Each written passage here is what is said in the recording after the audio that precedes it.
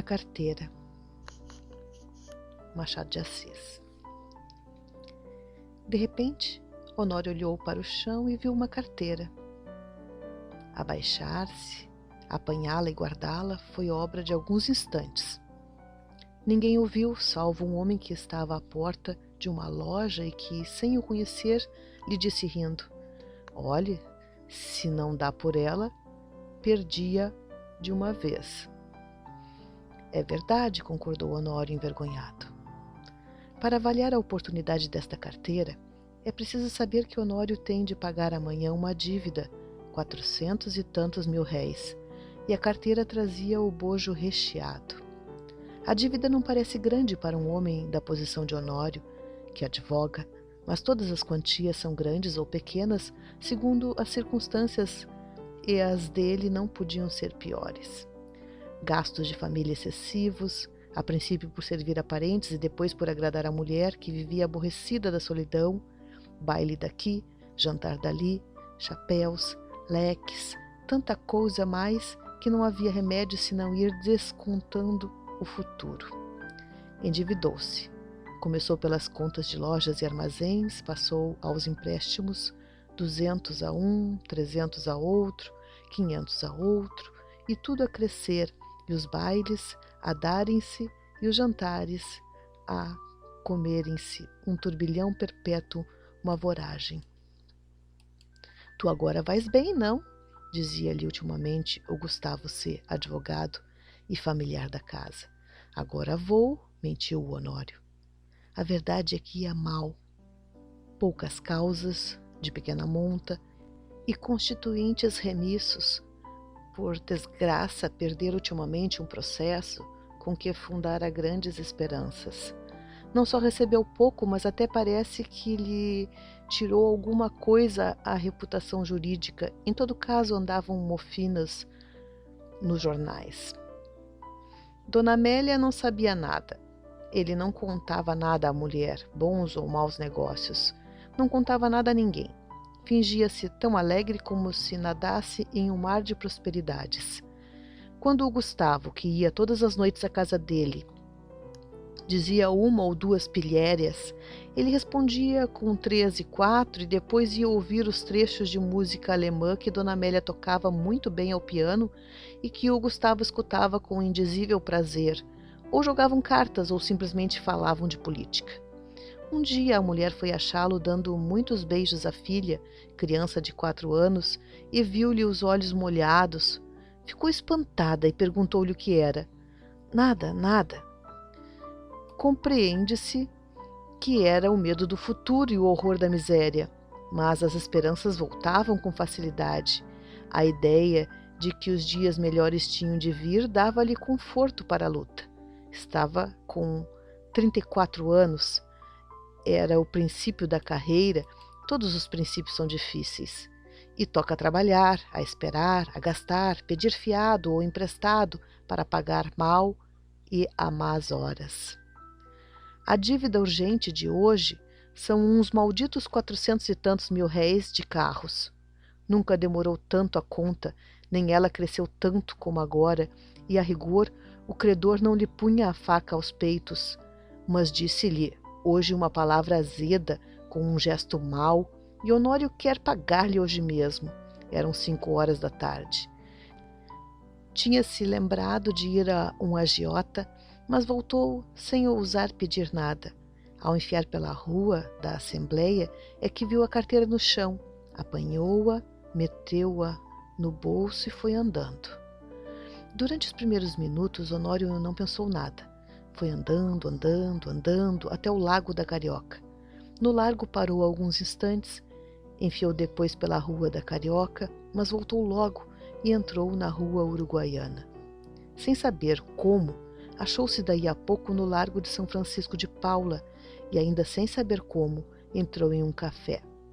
Pediu alguma coisa, encostou-se à parede, olhando para fora. Tinha medo de abrir a carteira, podia não achar nada, apenas papéis e sem valor para ele. Ao mesmo tempo, e esta era a causa principal das reflexões, a consciência perguntava-lhe se podia utilizar-se do dinheiro que achasse. Não lhe perguntava com o ar de quem não sabe, mas antes com uma expressão irônica e de censura. Podia lançar mão do dinheiro e ir pagar com ele a dívida? Eis o ponto. A consciência acabou por lhe dizer que não podia, que devia levar a carteira à polícia ou anunciá-la, mas tão depressa acabava de lhe dizer isto, vinham os apuros da ocasião e puxavam por ele, e convidavam-no a ir pagar a cocheira. Chegavam mesmo a dizer-lhe que se fosse ele que a tivesse perdido, ninguém iria entregar-lhe a insinuação que lhe deu ânimo. Tudo isso antes de abrir a carteira. Tirou-a do bolso finalmente, mas com medo, quase às escondidas, abriu-a e ficou trêmulo. Tinha dinheiro, muito dinheiro.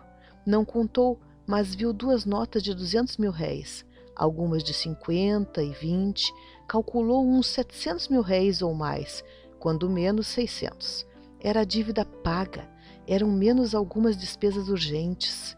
Honório teve tentações de fechar os olhos, correr à cocheira, pagar e depois de paga a dívida, adeus, reconciliar-se-ia consigo. Fechou a carteira e, com medo de a perder, tornou a guardá-la. Mas daí a pouco tirou-a outra vez e abriu-a, com vontade de contar o dinheiro. Contar para quê? Era dele?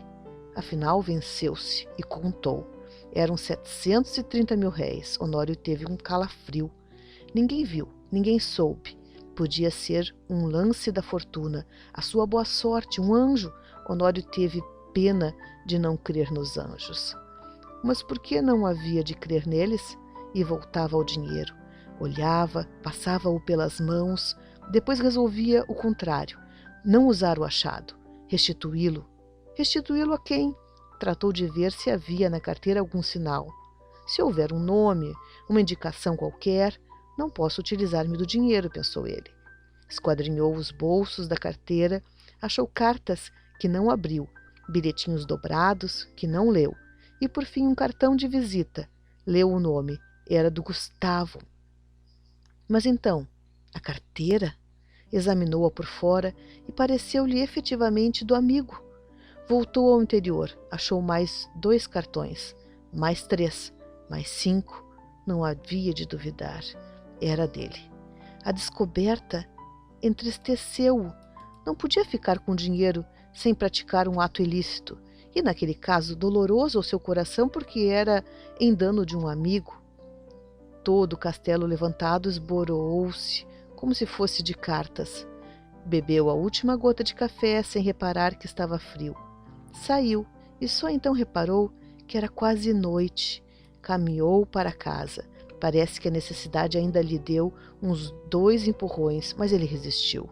Paciência, disse ele consigo. Verei amanhã o que posso fazer.